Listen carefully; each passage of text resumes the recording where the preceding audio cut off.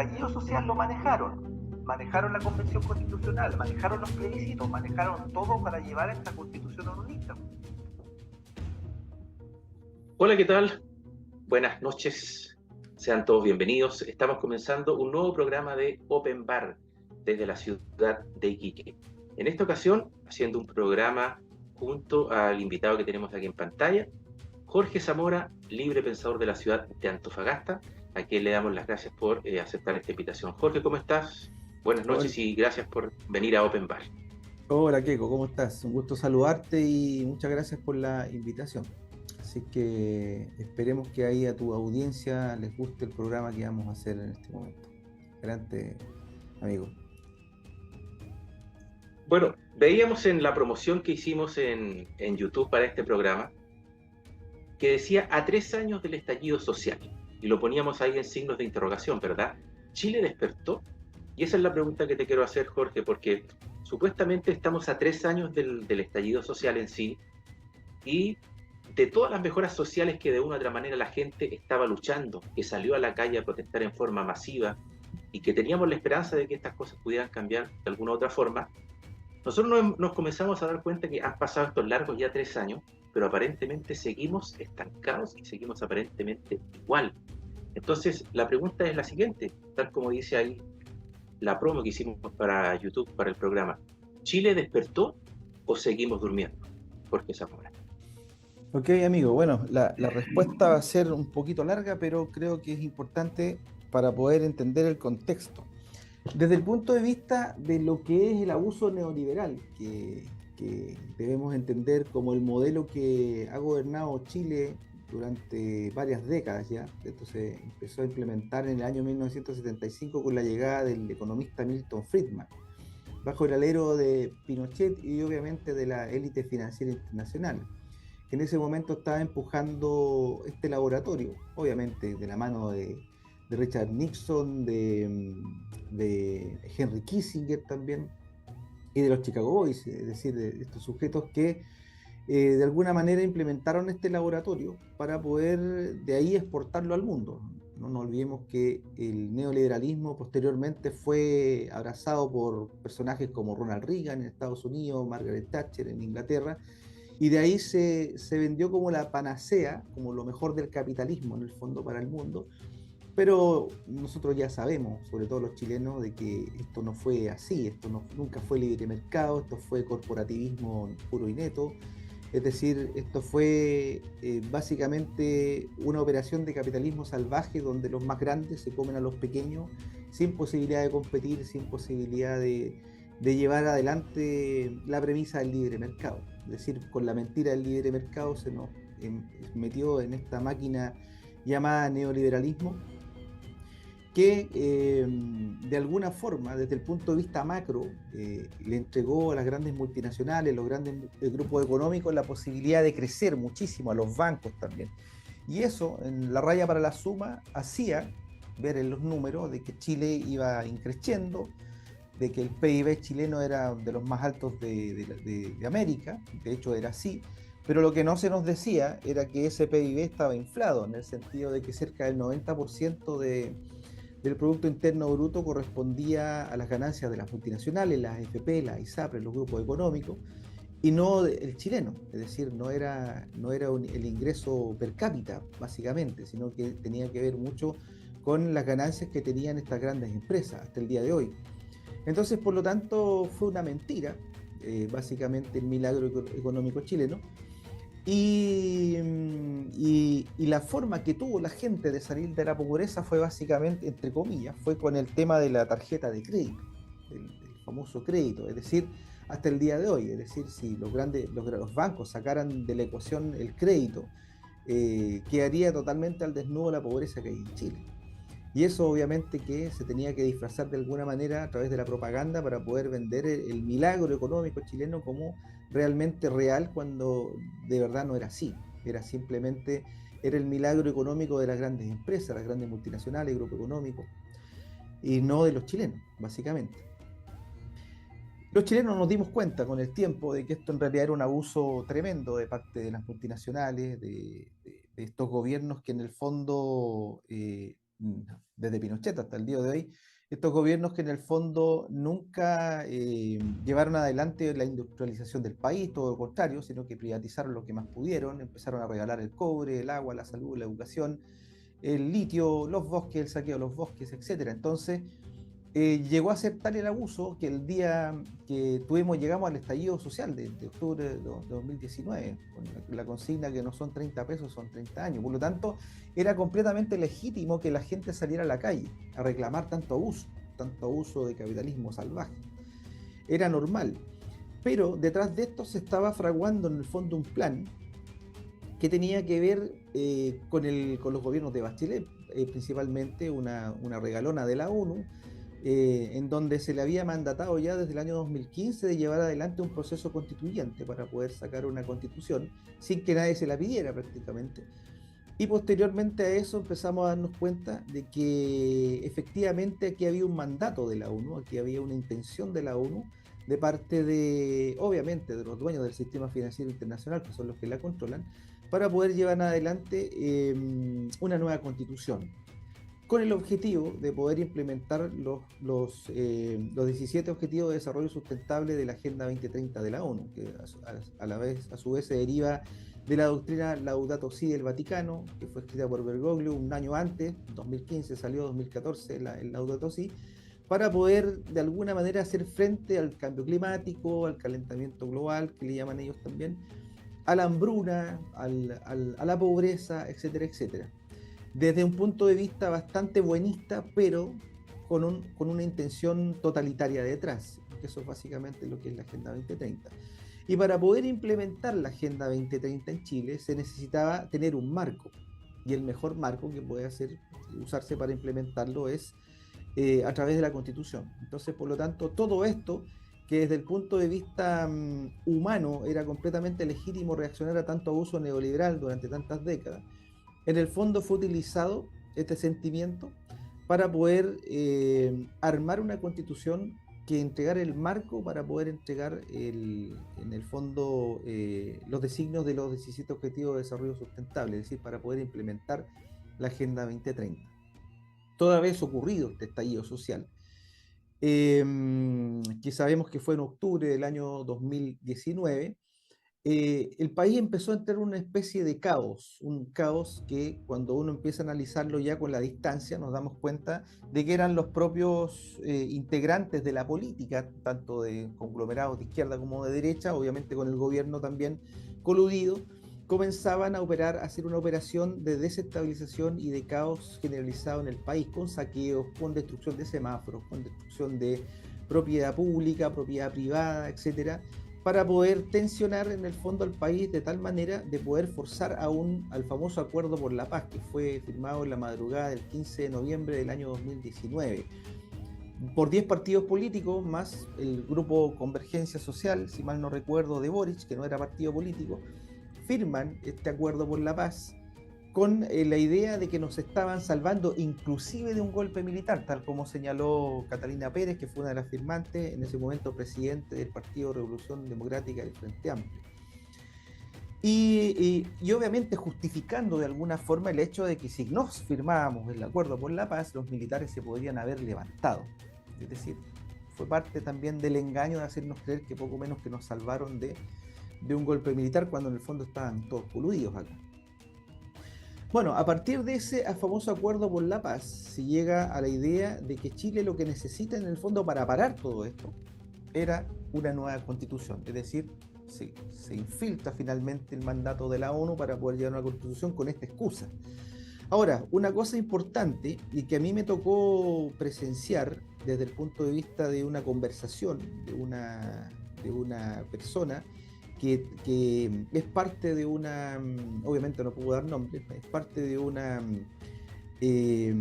junta vecinal acá en el norte, que me comentaba de que en sus manos tenía una especie de catálogo, no catálogo, sino como una especie de lista que se le entregaba a los delincuentes para romper cosas durante el estallido social. Es decir, por poner un ejemplo, un semáforo, si rompía un semáforo se le pagaban 200.000 pesos, si rompía una banca 100.000 pesos y así sucesivamente. Es decir, el gobierno delincuente, coludido obviamente con la falsa oposición, ofrecían un trabajo al lumpen para llevar adelante el caos, para romper, en el fondo, hacer saqueos, romper luminarias, qué sé yo, semáforos y todo, para poder, en el fondo, llevar al país al caos y empujar, en el fondo, al famoso acuerdo por la paz. Por lo tanto, todo esto fue orquestado. De hecho, cuando estábamos en pleno estallido social, de pronto 19 estaciones de metro son quemadas simultáneamente, con carabineros custodiándolas. Ojo, Carabineros estaba custodiando las estaciones de metro, más la quema de la escalera de seguridad de la empresa Enel del primo de Piñera.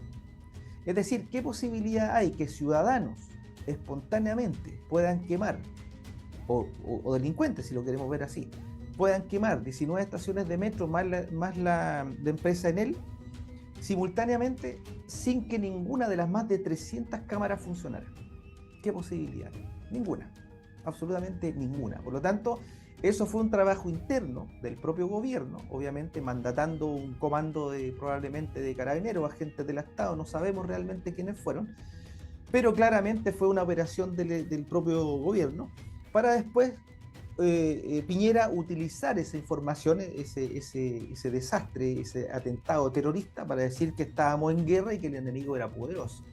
Y con eso de alguna forma se desvirtuó comunicacionalmente el hecho de que la gente estaba saliendo espontáneamente. Entonces, por lo tanto, en la calle ya el ciudadano dejó de salir y lo que quedó fue este lumpen contratado para generar la sensación de caos.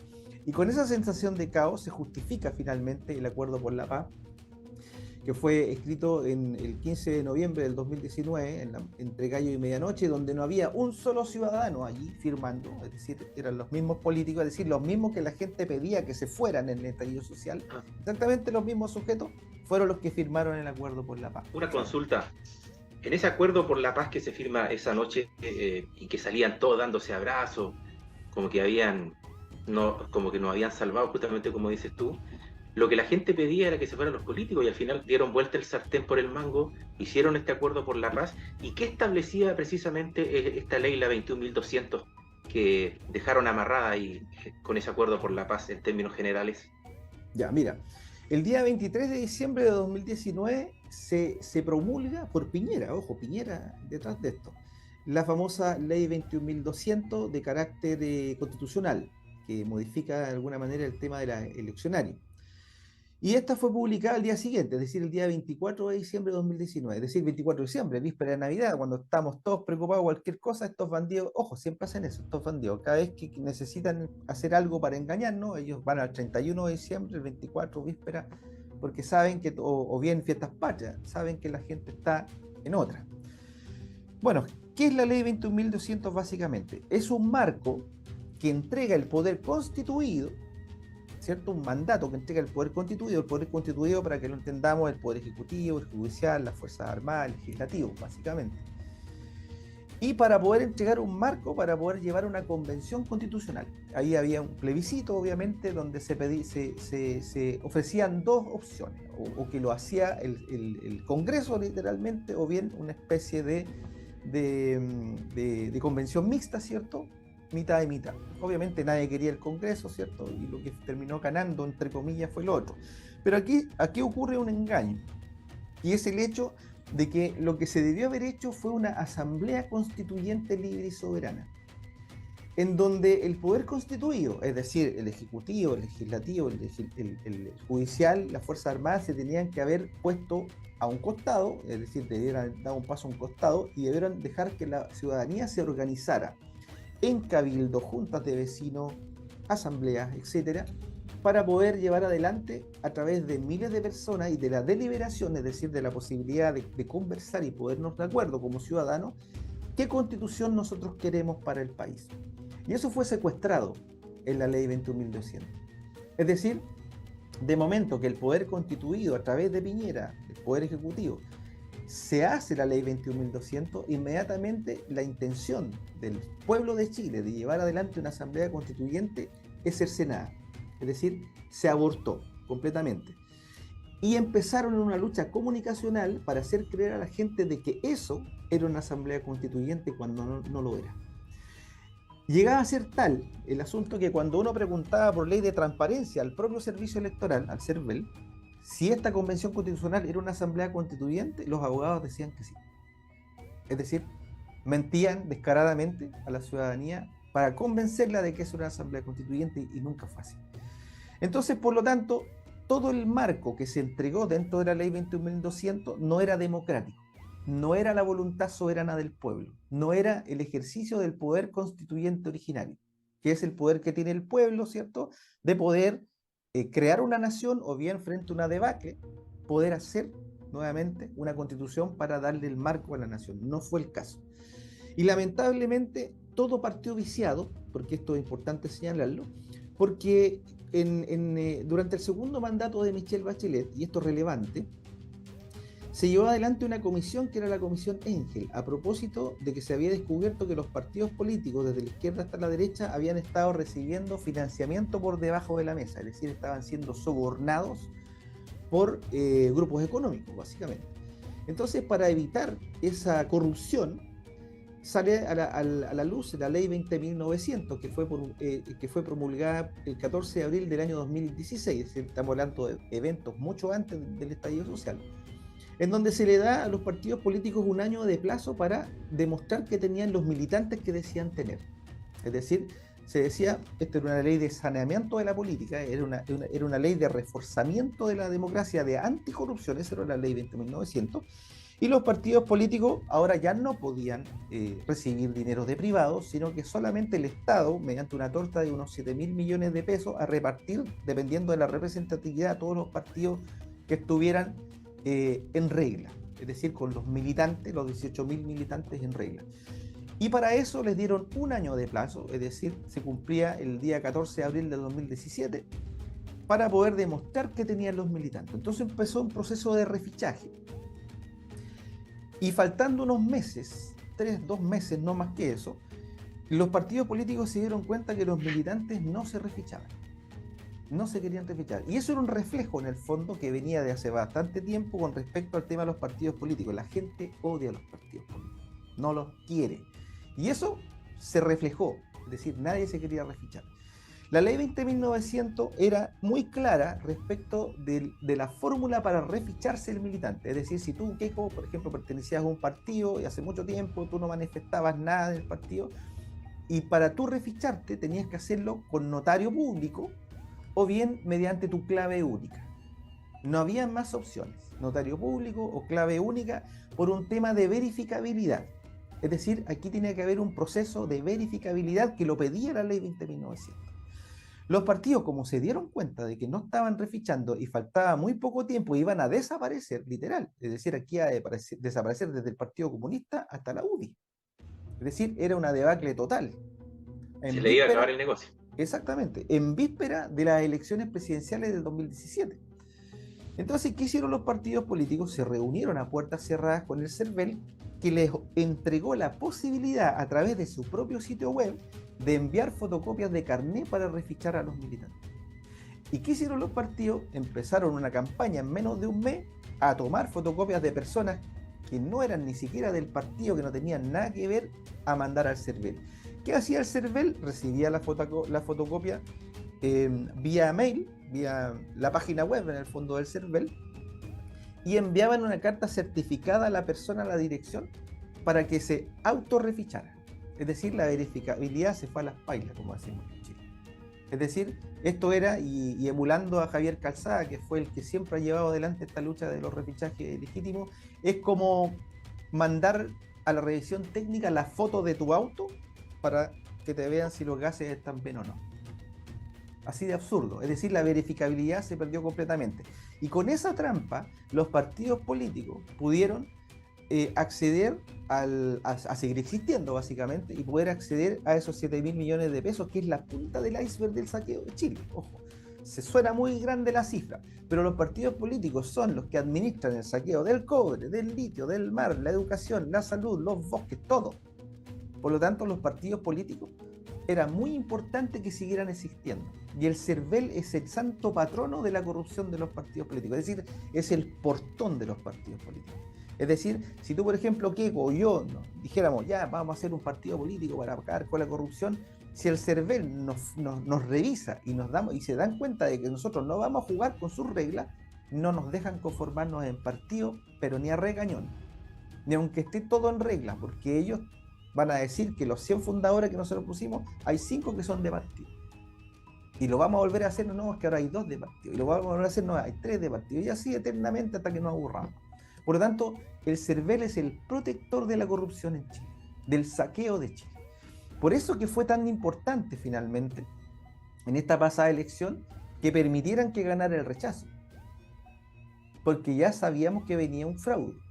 Y con esto validaron al CERVEL. Jorge, con respecto a lo que estábamos señalando, en estricto rigor, entonces, mucha gente se debe preguntar, y también creo que les queda esa inquietud, ¿no? En este caso puntual, ¿no era necesario para hacer todas las mejoras estructurales, sociales que se requerían? Entonces no es necesario cambiar una constitución, tienen que cambiar leyes, ¿cierto? Y al parecer esto nos metieron también el dedo en la boca con eso, porque no se ponen de acuerdo, o sea, para subirse los sueldos inmediatamente, pero para aplicar ciertas leyes, reestructurarlas, creo que pasaría por ahí, en vez de estar metiéndonos la cuchufleta de cambiar una constitución. ¿No es así? Sí, absolutamente. De hecho, si nosotros analizamos el saqueo, el engaño, el abuso sobre todos los chilenos, decreto ley 3500, ley de FP, es decir, con una ley nos engañan con las pensiones. Habría que derogar leyes nomás, ¿cierto? Exacto, código de agua, el robo del agua, leyes de concesiones mineras, saqueo del cobre, el litio, el oro, la plata, etcétera. Por lo tanto, todo se opera, todo el saqueo en Chile se opera con leyes, todo el engaño se opera con leyes. Y por lo tanto, si realmente esta clase política hubiese escuchado a la gente durante el estallido social, cuando estaba en manos de los ciudadanos, estamos hablando de la primera semana probablemente, porque después todo eso quedó en manos de delincuentes, ellos habrían dicho, ya, está bien, ok, vamos a derogar todas las leyes con que se saquea el país y vamos a empezar a hacer las cosas correctamente, y eso nunca ocurrió. Y ahí nos dimos cuenta. Me acuerdo también que incluso ellos también señalaron, cuando se vieron muy afligidos, que se iban a bajar sus millonarios sueldos, y hasta el día de hoy no ha pasado absolutamente nada tampoco. No solamente no pasó eso, crearon una tercera cámara que fue la Convención Constitucional, y creo que costó cerca de 17 mil millones de pesos. Es decir, no solamente no pasó eso, sino que colocaron a otra tercera cámara que al final no sirvió para nada. Entonces, y terminó siendo gente de los mismos partidos políticos. Exacto. Porque no eran independientes como se le hizo creer a la gente, eran mismas personas de partidos políticos que renunciaron a los partidos políticos, llegan bajo el alero de estos partidos para ingresarse ahí y alinearse a los intereses que ellos creían. Pero la señora Juanita, por ejemplo, no terminó nunca sentada haciendo la Constitución. Exacto, era un truco básicamente conceptual para hacer creer a la gente que eran candidatos independientes. Por ejemplo, Baradit, que fue parte de esa convención, se mostraba como independiente, pero iba en un cupo del Partido Socialista. Entonces, el mismo Stingo también. Exactamente. Entonces, engañaron a la gente, por todas partes engañaron a la gente. Es decir, nunca fue la ciudadanía y nunca fue la voluntad del pueblo expresada en esa convención constitucional. Eso fue básicamente una operación del poder constituido para poder amarrar ciertas cosas, como por ejemplo el tema del saqueo del cobre, que tampoco lo quisieron tocar. A lo sumo, dentro de la propuesta del apruebo venía el tema del agua, que les complicaba muchísimo a forestales y megamineras.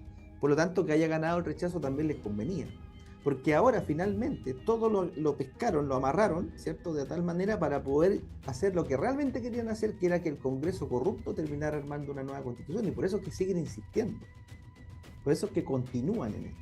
Eso te quería preguntar, Jorge. Cuando se nos lleva a este plebiscito de salida, ¿cierto? Habían dos opciones, apruebo o rechazo.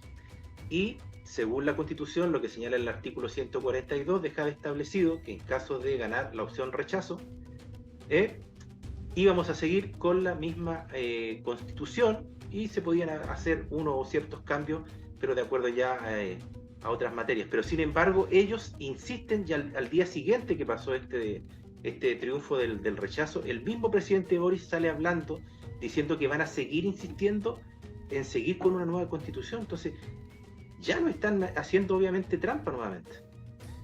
¿Qué pretenden con todo esto? O sea, ¿pretenden instaurar sí o sí una nueva constitución para podernos saquear a través de la ONU, porque también hay que recordar que la señora Elisa Loncón, ¿no?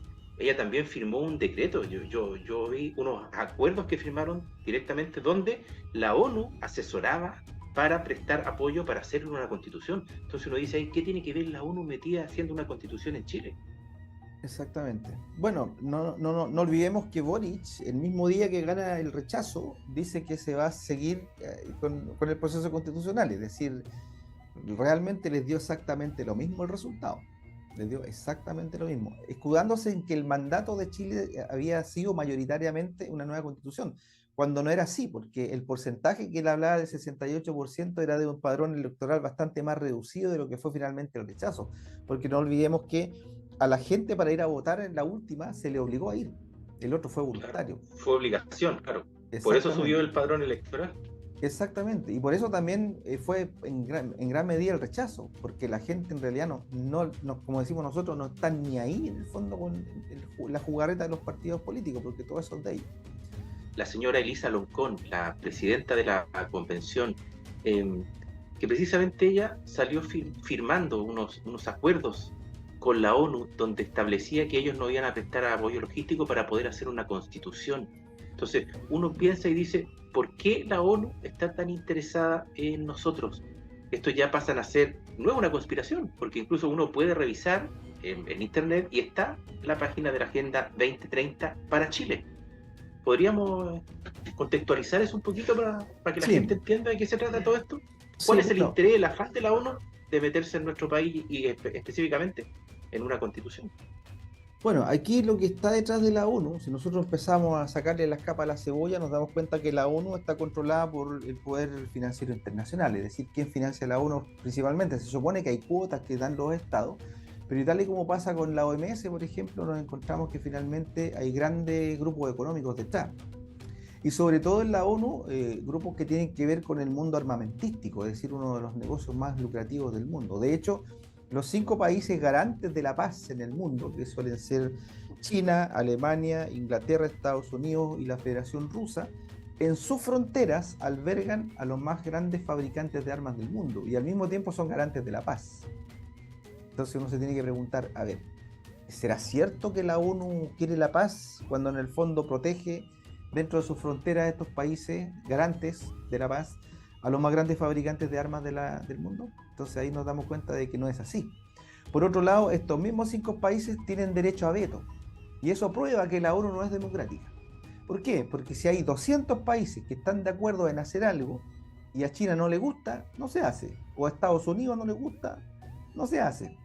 Entonces, ¿dónde quedó la democracia? ¿Y dónde quedó el espíritu de la mitad más uno, por lo menos? No existe en la ONU. Y aquí viene lo curioso. La ONU está tan preocupada de la democracia que interviene dentro de los procesos de los países. Y aquí es clarísimo. Es decir, si estos sujetos nos engañaron con candidatos independientes cuando sabíamos que estaban detrás de los partidos políticos, ¿cierto? Nos engañan con el sistema representativo, inclusive de la política, que nos hacen creer que eso es democracia, cuando en el fondo es una partidocracia, no es el gobierno del pueblo, como dice la etimología de la palabra democracia, sino que es el gobierno de los partidos políticos. Eso es, nos engañan, nos hacen creer que es democrático. La ONU hace exactamente lo mismo. Y nos hace creer, por ejemplo, que los pueblos originarios estaban representados por Elisa Loncón, cuando es una mujer que fue premiada por la propia masonería, de momento que estuvo ahí a la cabeza de la Convención Constitucional, y firma efectivamente un acuerdo de redacción con la OCDE, es decir, de cooperación en la redacción con la OCDE y también con la ONU. Ahora uno dirá, y bueno, ¿y esto que estoy hablando es teoría de la conspiración? No, de hecho hay un decreto que fue firmado por el Ministerio de Relaciones Exteriores, que se llama el Decreto 49, que crea el Consejo Nacional para la Implementación de la Agenda 2030. Por lo tanto, aquí no estamos hablando de una teoría de conspiración, sino de un hecho conspirativo, donde un poder supranacional llamado Organización de Naciones Unidas interviene directamente en Chile en lo que es la redacción, la creación de su constitución. Por lo tanto, esto es extremadamente grave. Hace poco hubo una moción en la Cámara de Diputados impulsada por el Partido de la Gente para eliminar estas cosas, para eliminar la injerencia de la ONU dentro de lo que son de lo que es la soberanía en el fondo del pueblo de Chile, Y fíjate tú que en mayoría los diputados la rechazaron, dejando clarísimo en el fondo de que ellos apuestan, avalan y protegen que la ONU entre poco menos que a gobernar en Chile. Oye, Jorge, y específicamente en esta Agenda 2030, dentro de varios de los 17 puntos, ¿no?, que tienen de objetivos de desarrollo sustentable, pero me llama mucho la atención en uno de ellos, el que dice acabar con la pobreza, pero me imagino que cuando dicen acabar con la pobreza se refieren a acabar con los pobres, ¿no? A eso se refieren. Y también el tema de que uno dice, ¿hasta dónde están probando como un laboratorio? Nosotros en nuestro país, como tú bien lo explicaste en la primera parte, ¿están viendo hasta dónde somos capaces de aguantar como seres humanos? Porque claramente, si llegan a establecer esta Agenda 2030, que la van a implementar sí o sí, me da la impresión, va a sufrir mucha gente y creo que van a haber muchas personas que no van a aguantar, seguramente, porque nos van a tratar de imponer un sistema como para ser como los chinos, ¿no? Va a estar absolutamente controlados. Y el papá Estado va a decidir qué es lo que tienes que hacer y qué es lo que no. Exactamente. Bueno, es una tecnocracia totalitaria de carácter supercapitalista comunista, lo que pretenden implementar. Esto lo descubrió un congresista norteamericano que se llamaba Larry P. McDonald en el año 1976. Él empezó a hablar de que en Estados Unidos ya se estaba empezando a fraguar una conspiración en donde estaban los Rockefeller metidos y que querían meter comunismo y supercapitalismo todo en una misma tienda. Yo cuando escuché eso hace muchos años atrás, yo dije, este tipo está loco, ¿cómo se le ocurre si el comunismo y el capitalismo son diametralmente opuestos? Con el tiempo me di cuenta que eran lo mismo, son dos lados de una misma cosa, los dos lados de una misma moneda. Y finalmente le encontré el sentido. ¿Y cuál es el sentido que hay detrás de esto? A los súper ricos les gusta el comunismo porque a través de un Estado totalitario, controlando solamente un partido político, ellos controlan todos los aspectos de la vida de una sociedad. La cultura, la sociedad, la economía, todo. La educación, todo, la salud, todo, como hay en China hoy día, como está en China. Los chinos hoy día son los primeros, se podría decir que son los primeros esclavos del nuevo sistema tecnocrático o de este nuevo desorden mundial, si lo queremos ver así. Y se pretende implementar en todo el mundo. Y en Chile, hoy claramente se está viendo el laboratorio. Y este laboratorio, para que pueda funcionar de control tecnocrático, mediante una IA, ya no con grupos de poder, sino que básicamente una IA, obviamente con todo el sistema de control biométrico, moneda única, digital y todo lo que quieren implementar, lo pueden hacer, pero no con tanta gente. Es decir, 8.000 millones de seres humanos es inviable para poder llevar adelante lo que ellos pretenden. Por lo tanto, en este momento ellos están en una carrera de aquí al 2030 de despoblación, y la Agenda 2030 es básicamente su carta ganta, por decirlo de alguna forma. Son 17 objetivos de desarrollo sustentable y en los dos primeros queda clarísimo cuál es el norte, es decir, la reducción de la pobreza y la reducción de los pobres. ¿Cómo? Eliminándolos, básicamente. Y ahí uno se tiene que entrar a preguntar, a ver, si la ONU realmente quisiera acabar con el hambre en el mundo, ¿por qué no están promoviendo los estados, por ejemplo, la posibilidad de que si tú ya estás aburrido de tu empleo, el propio estado te diga, mira, hay un montón de espacio desocupado en el sur de Chile o de cualquier otro país? Aquí tienes maquinaria, aquí tienes semilla, aquí tienes 5 hectáreas, aquí está la capacitación, te damos dinero, todo, y conviértete en un granjero. Y que te vaya súper bien y que des empleo. ¿No sería lo lógico? Pero no. ¿Qué está haciendo la ONU? Está implementando todo lo contrario. Están ahogando a los granjeros, quieren eliminar a los granjeros para dejar los campos en manos de multinacionales como DuPont, Monsanto, Bayer. Bueno, Monsanto, Bayer es la misma empresa. Para continuar con la industrialización, para continuar con el elemento transgénico que te envenena. Ojo, que te envenena. Y por otro lado, al tener a toda la gente dentro de las ciudades, tienes en el fondo el blanco o el target hecho para poder seguir matando gente. Es decir, con alimento industrial, con chemtrail, tú tienes que tener a toda la gente en un solo lugar para poder tirarle rieles químicos, es decir, envenenarlo. Y también envenenar el agua y todo. Entonces, básicamente, detrás de los dos primeros objetivos de desarrollo sustentable estamos viendo claramente la reducción de la población. Y sumémosle el veneno principal que están colocando hoy día con lo que ya sabemos que es. Adelante. Oye, Jorge, entonces, en estricto rigor, ellos necesitan entonces cambiar las constituciones para apurar esta agenda, para implementarla más rápido. Lo que pasa es que ellos necesitan un marco legal. Lo legal no significa que sea algo bueno para nosotros. De hecho, por ahí anda un dicho dando vueltas hace mucho tiempo que es muy antiguo, que dice, mientras más leyes tiene un Estado, más corrupto es. Entonces, por lo tanto, ellos necesitan entregar un marco legal para poder implementar la Agenda 2030. ¿Cuál es la base? La base para poder implementar un Estado totalitario. Por ejemplo, en la actual Constitución, que sabemos que fue creada entre cuatro paredes, sabemos que fue modificada, ¿cierto? Que hoy día tiene la firma de Ricardo Lago, pero tiene algo que es importantísimo, coloca al ciudadano por sobre el Estado. El Estado es protector del ciudadano, no controlador del ciudadano. Y la propuesta que estaban ellos pretendiendo implementar pone todo al revés, pone al Estado por sobre el ciudadano con la excusa del bien común. ¿Qué es lo peligroso de eso? Que ellos pueden decir, por ejemplo, que ya que hay una nueva constitución, ¿cierto? Y el bien común es lo que prima, ellos pueden decir, por ejemplo, que tu casa o tu salud o tu opción de salud o tu creencia religiosa ya no es peligrosa para el resto. Entonces, por lo tanto, te pueden inyectar forzosamente, te pueden reeducar, te pueden tomar y decir, no, lo que tú estás pensando, eso no corre. Ojo, no estoy diciendo que en la propuesta eso fuera así, sino que esto es paulatino. Es paulatino, es decir, tienen ellos que primero implementar, sentar las bases para poder, porque estos tipos trabajan con ventana de Overton, van de a poquitito implementando el sistema. Por ejemplo, en la propuesta habían puesto la idea de que Chile era plurinacional, 11 naciones, que iban a tener su propia legislación, iba a ser autónomo, autogobernabilidad y todo el asunto. Esa era la semilla para la balcanización de Chile. Es decir, para destruir a Chile, desmembrarlo en muchos países. Y eso es fundamental para estos sujetos, porque cuando tú divides, como se decía en el Imperio Romano, divide et impera. Tú divides y gobiernas. Eso significa divide et impera. Entonces era fundamental. Obviamente que en la propuesta decía que Chile es un Estado unitario, de carácter plurinacional, ¿cierto?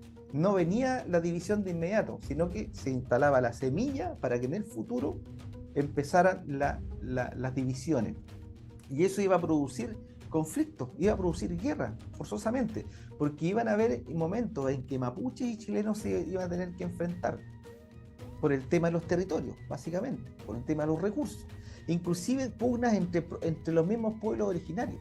Es decir, de haberse aprobado eso, se sembraba la semilla de un caos total en Chile. Adelante. Oye, Jorge, y también con respecto a lo mismo que estamos hablando de desestabilizar de una u otra manera los países, este tema forzoso que tenemos con esta problemática tan grande que tenemos sobre todo en la zona norte con el tema de la migración, es también, son por tratados internacionales que se hicieron que de una u otra manera dejaron amarrado a nuestro gobierno a tener que recibir tanto migrante. Ya, a ver, aquí hay una cosa que es importante señalar. La migración que nosotros estamos observando no es natural. La migración siempre ha sido natural y de hecho desde la ONU hay un derecho que dice que todo ser humano tiene derecho a migrar. Es decir, tiene derecho a salir de su país e ir a otros lugares. Lo que no estaba constituido como derecho internacional era la inmigración, porque una cosa es salir y otra cosa es entrar. Entonces, por lo tanto, la ONU en algún momento empezó a empujar bastante fuerte el hecho de que se firmara un tratado para poder hacer que la inmigración y la migración tuvieran el mismo carácter, en el fondo, como de un derecho. Y eso empezaba a chocar obviamente con las legislaciones internas. Nosotros tenemos una legislación de inmigración del año 74 que no era tan mala, pero que se violó completamente por un mandato de la ONU, básicamente, a través de lo que fue el gobierno de Michelle Bachelet cuando empezó a ingresar ciudadanos haitianos a través de una aerolínea contratada de madrugada.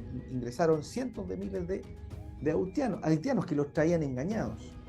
Por lo tanto, la figura de la migración con respecto a los planes de nuevo desorden mundial que está empujando la ONU, los dueños de la ONU en el fondo, los dueños de las multinacionales son los mismos, tiene que ver con dos aspectos. Por un lado, ejercer el dumping dentro de países, es decir, sobresaturarlos, como Chile, para promover caos, porque con caos estos sujetos no gobiernan, siempre ha sido así, y otro aspecto para desocupar países también para poder saquearlos. Por ejemplo, Haití es uno de los países que tiene una de las reservas de oro más grandes del mundo, y para poder explotar el oro se necesita mucha agua. Y la única fuente de agua para explotar el oro haitiano es el río Artibonito. Haití y República Dominicana están como juntos, divididos prácticamente por una línea imaginaria. Hay una empresa que se llama la Barrick Gold, que acá en Chile la conocemos muy bien, cuando se armó Pascualama, este país virtual que armó Carlos Saúl Menem y Eduardo Frei acá en Chile, para poder saquear el oro de la cordillera. Se inventaron hasta un país virtual para poder hacer eso. Y esa empresa, Barrick Gold, donde están metidos también los Luxig, los Bush, los Rockefeller, está en República Dominicana y están atentos al asalto para poder explotar el oro que hay en Haití, pero no lo pueden hacer porque el río Artibonito que te mencionaba recientemente es para consumo humano. Entonces la solución es eliminar haitianos, ya sea sacándolos del país o matándolos directamente, ya sea con hambrunas, con pestes, con guerras, lo que sea.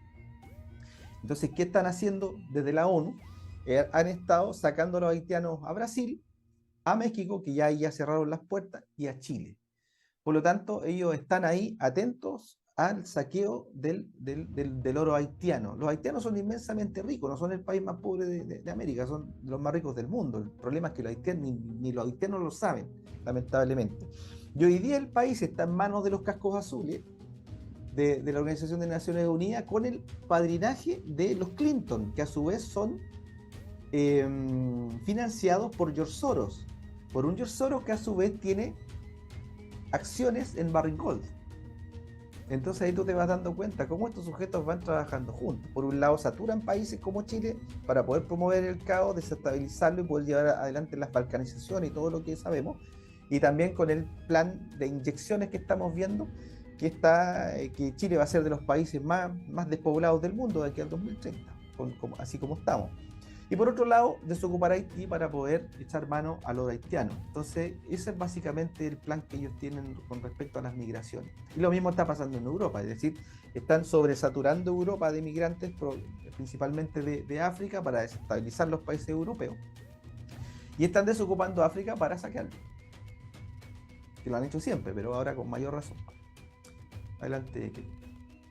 Oye, Jorge, entonces uno viendo actualmente el escenario político que se ve en toda Latinoamérica, no es coincidencia que todos los países latinoamericanos se hayan alineado y tengan gobiernos de izquierda, ¿no? Esto no es casual. No es casual. Estamos prácticamente viendo el nacimiento de la Unión de Repúblicas Socialistas de América, una especie de URSS nueva, pero muy diferente de la URSS original. ¿Por qué? Porque la URSS original tenía otro concepto. Estaban los soviets, estuvo la revolución bolchevique. Bueno, eso sí es parecido, porque todo esto también es financiado por los banqueros, es decir, el ascenso de Lula en Brasil son los propios banqueros que están detrás. Lula es un sujeto que es un agente de la élite financiera internacional, amigo de David Rockefeller, amigo de Soros, y el otro también, ojo, Bolsonaro. No es que Bolsonaro sea de los buenos, ¿no? Aquí estamos hablando que la izquierda, como decía Nicanor Parra, la izquierda y la derecha unidas jamás serán vencidas. Por lo tanto, la razón del por qué se está promoviendo el socialismo, entre comillas, porque son los verdaderos socialismos, el supercapitalismo disfrazado de socialismo, eso es finalmente, ¿por qué se está implementando? Porque las raíces idealistas, sobre todo de los jóvenes, suelen ir hacia la izquierda. Entonces, si tú quieres implementar políticas de control totalitarias, no lo puedes hacer desde la derecha, porque sabemos que la derecha es corrupta, es vendepatria, le gustan las dictaduras. No lo podemos hacer desde la derecha, tiene que ser desde la izquierda, y que parezca que todo es por el pueblo, del pueblo y para el pueblo.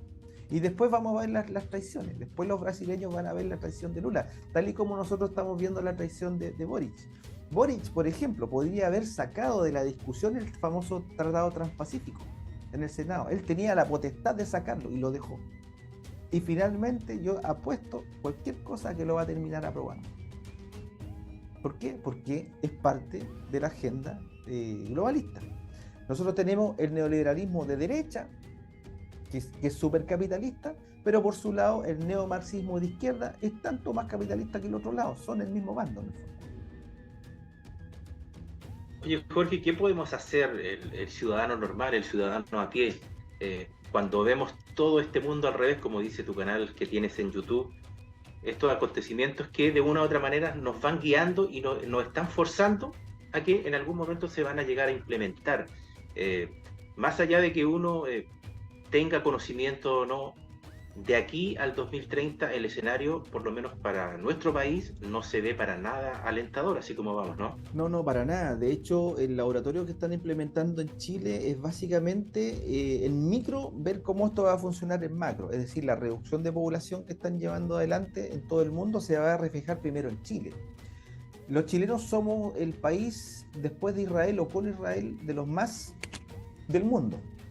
Entonces, por lo tanto, eso significa que de aquí al 2025, 2030, prácticamente no van a haber chilenos. Es lamentable decirlo, pero prácticamente no van a haber chilenos. Y eso esa gente la van a suplir de una u otra manera con los tantos inmigrantes que hay acá, ¿no? Exactamente, mira, ahí viene otra parte de la agenda de la migración. Cuando tú eliminas al local, ¿ya? Tú evitas, quiebras la idiosincrasia, quiebras el amor a la patria, quiebras el amor a la tierra, como tú lo quieras interpretar. Y el inmigrante no va a defender porque no siente esta tierra como de ellos, no la va a defender. Entonces es fundamental para los globalistas romper y quebrar todo sentido de amor a la patria, de amor a la tierra, de amor a tu nación, a tu país, a tu bandera, etcétera, etcétera. Entonces ellos están trabajando fuertemente en eso. Y de hecho es más, cuando faltando un día, 2 días, ¿te acuerdas tú para el plebiscito? Aparece un sujeto en Valparaíso sacándose una bandera chilena del ano, simulando un aborto de Chile. Y eso fue como el colmo de los colmos, ¿cierto? Que llevó a mucha gente a votar rechazo finalmente. Pero fíjate tú que eso no fue una torpeza, porque necesitaban que ganara el rechazo, porque no querían que se quitar los derechos de agua que venían en la nueva propuesta. El agua era fundamental acá y se protegía, era lo único prácticamente que se protegía en la nueva propuesta.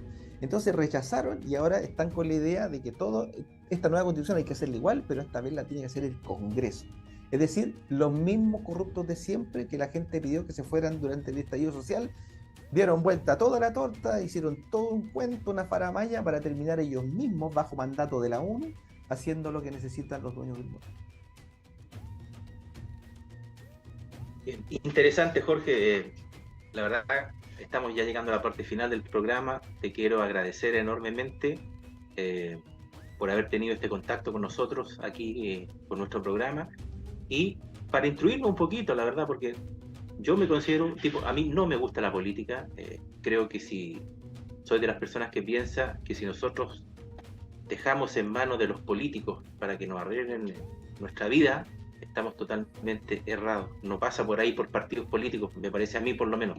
Pero siempre es interesante saber el trasfondo de cosas no oficiales, porque a nosotros nos venden una versión oficial que no tiene nada que ver con lo que realmente está pasando en nuestro país y en el mundo en general, con todo lo que estamos viviendo. Así que te quiero agradecer nuevamente, Jorge, por haber estado con nosotros y a ver si nos dejamos abierta la invitación para más adelante para hablar seguramente de otros temas tan interesantes como el del día de hoy, ¿te parece? Por supuesto, muchas gracias. De todas maneras, mira, una cosa antes de irnos. El problema es el sistema piramidal. Ahí está el problema. Todo lo que constituye una pirámide trabaja para el sistema de control. Los bancos son pirámides. Los gobiernos son pirámides, la oposición a los gobiernos son pirámides, los partidos políticos son pirámides, los grupos económicos son pirámides, las multinacionales son pirámides, la ONU es una pirámide, la OMS es una pirámide, todo es una pirámide. Todo lo que tenga carácter de pirámide, independiente del nombre que tú le pongas, trabaja para el sistema. Entonces ahí está el problema. Y es muy cierto lo que tú dices, es decir, no hay que creer en partidos políticos, porque eso no es democracia realmente. Si nos vamos a la etimología de la palabra democracia, demos, pueblo, cracia, gobierno, debiera ser el gobierno del pueblo. Pero cuando nosotros elegimos representantes, ya deja de ser democracia y se convierte en el gobierno de los representantes. En este caso, el gobierno de los partidos políticos. Y uno tiene que entrar a pensar, a ver, ¿dónde está la representación real del pueblo o la autoridad del pueblo en el Congreso, por ejemplo, acá en Chile o cualquier otro Congreso? Y empezamos a revisar y nos damos cuenta de que no, lo que están representados allí son los partidos políticos. Y en el caso chileno, partidos políticos que reficharon a sus militantes el año 2017 haciendo trampas y violando la ley anticorrupción 20.900. Es decir, una ley que ellos mismos firmaron para evitar la corrupción, no se demoraron ni un año en violarla ellos mismos. Entonces, finalmente, lo que tú dices es muy cierto. La política partidista, no es que la política sea una porquería, es la política partidista, porque el tema político es inherente al ser humano. Es la política partidista el problema. ¿Y por qué? Porque es una pirámide. Eso, estimado Keiko. Muchas gracias por la invitación y cuando quieras. Claro, y desgraciadamente, como tú lo señalas, no tenemos una democracia, tenemos una partidocracia hace mucho tiempo, no solo en Chile, sino que a lo largo del mundo, desgraciadamente. Exacto. Agradecemos entonces a Jorge Zamora. Tus redes sociales, Jorge, para que la gente te pueda ver, te pueda conectar contigo. Jorge Zamora en Facebook, Josaco Nexus en Instagram, tengo un Telegram que es t.me/canalemar y mi YouTube, que es El Mundo al Revés, youtube.com/emar. Estoy bloqueado en casi todo generalmente, pero ahí estoy, cada vez que me dan un espacio, me sueltan, suelo colocar ciertos contenidos. Ahí en YouTube, Jorge tiene un canal que se llama El Mundo al Revés, sígalo porque hace descodificaciones de películas. Muy interesante si le gusta ese tipo de temática. Así que agradecemos a Jorge por haber estado el día de hoy con nosotros y a ustedes, queridos amigos, nos reencontramos en el próximo video programa. Que les vaya bien, seguimos haciendo Open Bar.